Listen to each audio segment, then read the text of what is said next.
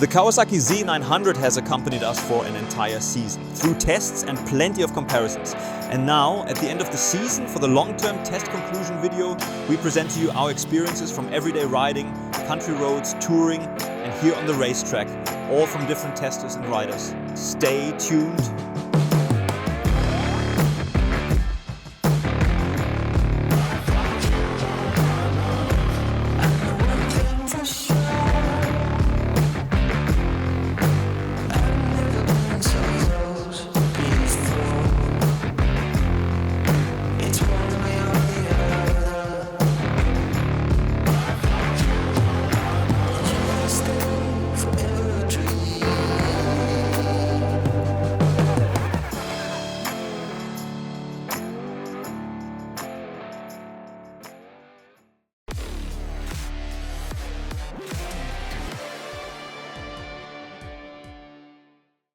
The person I would like to ask about the Z900 is Niels. I believe you were by far the most involved in the comparison tests with the Z900, and I also remember that you rode it already at the very beginning of the season.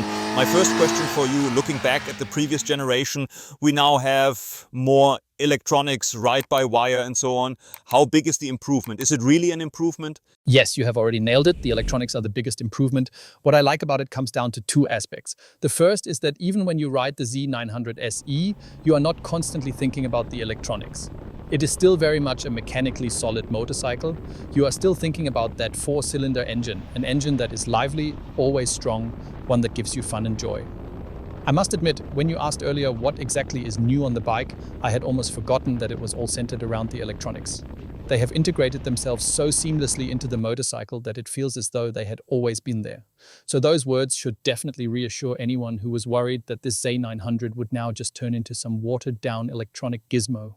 It is absolutely not like that. But funnily enough, when we opened up the throttle, or when one of our esteemed colleagues was riding it hard on the racetrack, then it was indeed great to have that IMU in there.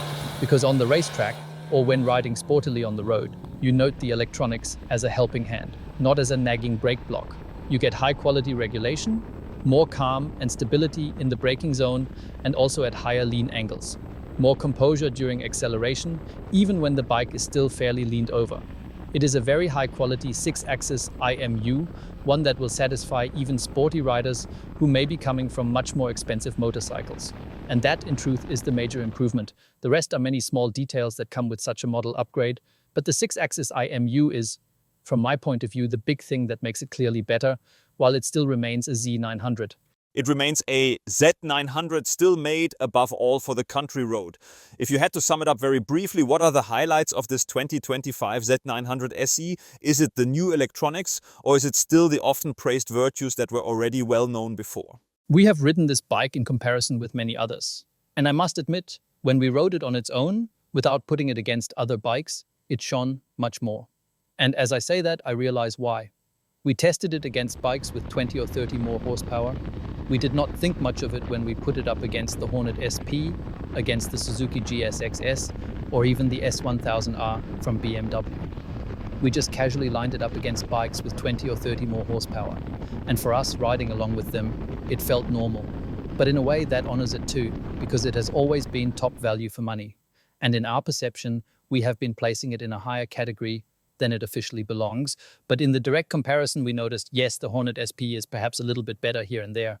But whenever you ride this motorcycle and then get off it, you always have a smile on your face. You are always satisfied. You always think this is a truly brilliant naked bike. And that, in my view, is a huge quality. And I remember when I first rode it, I already recommended it for purchase. And dozens of people wrote to us straight away. They thanked us because they had ordered one blind without even trying it, since availability was tight. And not a single one complained. Also in the videos about the Z900, there has been no criticism. And even now, please, those of you who have ridden it a lot, comment below. There are hardly any bikes that have such a wide range of happy customers as this one. For years, we have been recommending it for purchase without hesitation, and it has always received nothing but thumbs up. That is crazy. Niels, you are absolutely full of praise. Let us see if our other, more critical testers are just as enthusiastic.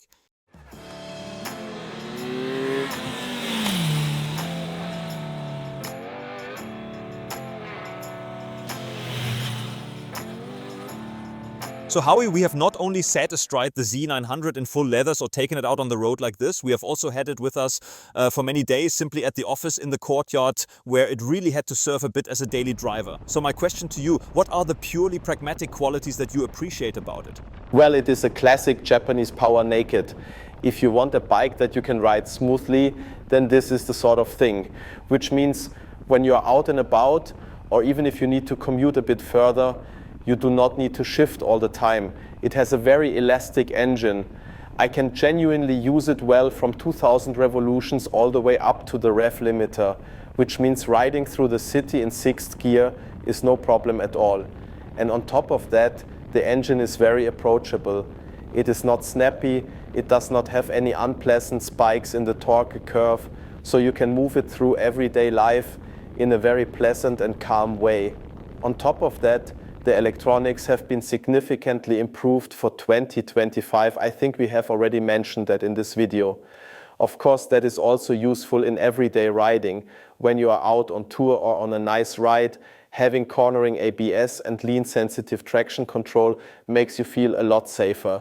And even though it has that typical Kawasaki front and the whole design, which is quite aggressive, it is still a very approachable machine. For instance, if I think about the standard version in the 70 kilowatt variant, our cameraman Jacob actually bought one, partly because he wanted a 4-cylinder, but also because it is simply a good accessible bike. Of course, here in the SE version, we have the full power and also the adjustable suspension. That obviously benefits you as well, being able to set it up just as you need it for everyday riding. But also if you want to push on a bit more sportily, you simply have the higher quality suspension. The only negative thing I noticed, and this is really nitpicking at a very high level, is the display software. It has been revised for 2025. It is a new system and already easier to operate than the old Kawasaki system. But this switching of the riding modes, that is simply something Kawasaki still needs to improve. I know that in everyday life you will rarely want to flick through all the modes, but still, when you do, you have to hold the button down for quite a long time until it actually changes the mode. And you cannot loop through the system. That means you really have to go all the way down from the top again. If you want to go back to the sportiest mode, for instance from rain mode, you have to scroll back up through everything. That is one of those little things I did notice in everyday use when I played around with the riding modes. But as I said, this is nitpicking at a very high level. And what you unfortunately also still notice with the Kawasaki Z900 is that compared to other naked bikes, it remains on the heavier side. We measured it at 213 kilograms, fully fueled, just as it stands here. And that in everyday life, especially if you are smaller in stature like me, with shorter legs like me, it does make maneuvering a bit more demanding. For instance, if you park it in a parking spot that slopes downhill a bit, you really have to haul it back out. The steering lock is also not the very best among naked bikes. But above all, the weight, that is not exactly a positive point in everyday use.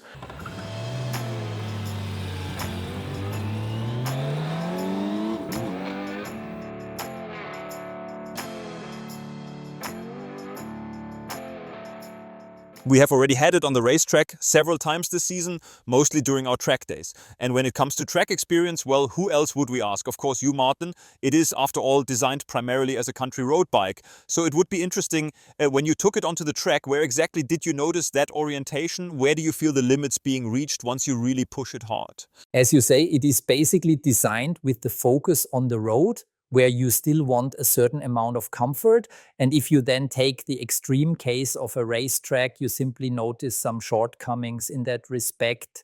The whole bike starts to move around a bit. Naked bikes, by their very nature, already have a very agile or even over-agile geometry, which brings some restlessness into it, especially with the wide handlebars. And in combination with a somewhat softer suspension setup, which is of course desirable for road use, it produces a slightly less precise feeling. You do not always get the clear feedback, is it now the tire that is starting to slide, or is it just the suspension compressing? And those are the kinds of limits that come sooner and are more noticeable when you take a bike like this onto a racetrack.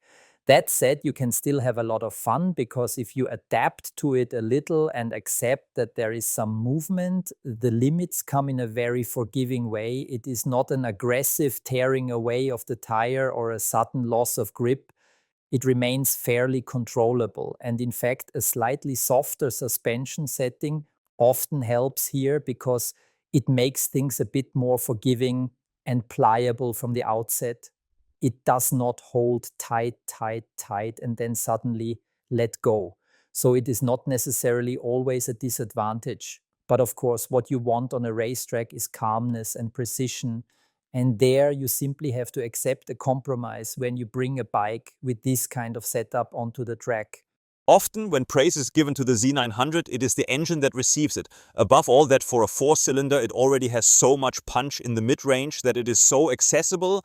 And then, since 2025, that the Z900 has received a lot of electronics. What do you say? How does this electronics behave on the racetrack at the limit? And what about the engine? Does it lack a bit of fireworks at the top end? The engine is designed for road use. Its defining trait is extreme smoothness. With this power unit, you can open the throttle fully right from idle speed and it pulls through to the limiter without any hiccups. And that is already a huge bonus point for the road. On the racetrack, however, it is a completely different story because there we are not looking for torque from the very bottom, but rather we want the power at the top end at high revs so that when you come out onto the straight, you can really maximize acceleration. And that is where this engine is not exactly predestined. Not because it is bad, but simply because its basic design is first and foremost aimed at the road. That said, you can still be fast on the racetrack because the 125 plus horsepower it has is still enough to give you good drive. So even on track, it works. Of course, you could always use a bit more. More is never a disadvantage. The electronics are such that they work very well on the road. On the racetrack, though, when the front wheel gets light, the wheelie control and so on cut in relatively early and reduce the power. So if you are talking about performance, it is definitely on the cautious side. But if what you want is safety in the background, then it is spot on because it intervenes at the right time, makes clean interventions, and makes riding on the racetrack significantly more relaxed, even for a beginner. And so I think the overall concept, and therefore also Kawasaki's fundamental strength, is very well executed. It might not be the absolute best in any single discipline, but as a whole, it has no glaring weaknesses. And I believe the vast majority of riders will get along incredibly well with the Z900.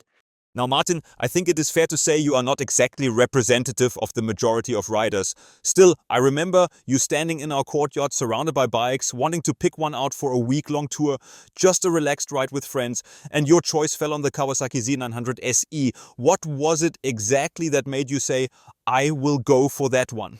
It was primarily about comfortable riding. I simply wanted to go on a relaxed trip. It was not about speed, not about pushing limits, but about what I think most normal riders also want to experience, a chilled, easygoing ride.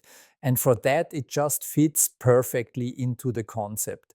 As we mentioned before, the engine can be ridden smoothly at any revs. The running smoothness is fantastic. The clutch, I can operate it with one finger. When I'm stopped at the lights, I can just pull it in with a single finger. Super easy. These are the points that matter to me for that sort of use. And the Kawasaki does that really well. The seating position has also been changed a bit. You now sit higher than on the previous model. That was a pleasant improvement because on the predecessor, the knee angle was a bit too aggressive for me. They have really improved that now. And so this is a bike where I can honestly say it intuitively does everything right that you would expect for road use. And that was the reason I said, yes, even for me, it makes riding on the road really enjoyable. Thank you, Martin.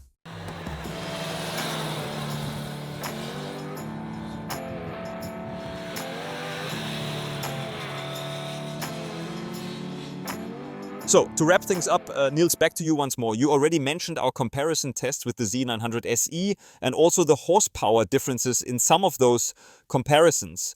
But even if you just look at the price, it is an incredible package. 13,330 euros in Austria.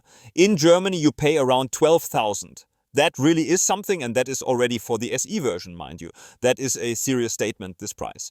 And it seems that in 2025, the market is acknowledging it too, because the Z900 was already a sales hit for Kawasaki. And now in July 2025, for the first time, the new R1300 GS has been knocked off the #1 spot in the sales charts by it. With your view of the overall motorcycle market, do you think the Z900 can expand on its dominance and its status as a sales hit, or at least maintain it? Yes, I have to say one thing, or actually two things. Viewers, and perhaps you as well, often think that good sales numbers are mainly based on the trust of the community. But it is also crucial that two other players in the whole food chain are convinced. On one side, the manufacturers themselves. Kawasaki Austria, Germany, Switzerland, or others, sometimes in the second model year they are a bit cautious. They order too few because they think, well, in the second year nobody's going to buy it anymore. And then the bikes are simply not available. How often has it happened, dear people, that bikes were not available even though you would have gladly bought one? So, to a certain extent, these sales numbers also depend on the confidence of the Kawasaki people themselves. We are now seeing new 1100s coming. Various Kawasaki 1100s in different versions. And if the Kawasaki people then believe, nobody will look at the 900 anymore, everyone will take the 1100, then they might be wrong. Because I still firmly believe that a lot of people appreciate this motorcycle. Why should people suddenly change their minds about it within 2 months? And a second aspect which must never be underestimated is the motorcycle dealers. Earlier over at the cafeteria, I had a chat with a dealer who is considering bringing a brand into his showroom next year. And he is torn between two brands, one of them being Kawasaki. Then he asks me, which should he take? And he listed a few models that make him want to become a Kawasaki dealer. And then he asked me, I think the next one will be something again. And I said to him, why should the next one not be the Z650? None of us ever talk about the Z650, but it sells incredibly well because it is a good bike at a good price. And that will not change. It will continue to be a good bike at a good price. I told him, go ahead and sign a Kawasaki dealer contract. Let us see what he decides. But that must never be underestimated. We are always so focused on new models, new models, new models. But customers out there look and ask, all right, what do I get for my money? And here you get a lot for your money.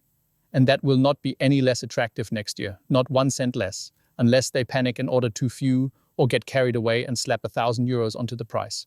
That, of course, must not happen if it is praised by us like this. All right, so that means we hope the industry has confidence in the Z900, and we also hope that you gained a bit of confidence too if you did not have it already. I personally do not hope anything. I do not care who buys it, but I do hope it for the Kawa fans. Kawa fan or not, write us in the comments below what you think of the Z900 or the Z900 SE. Thank you for watching. Thank you for a great season in 2025. Let us see what next year brings. Thank you, Nils, and see you soon. Ciao.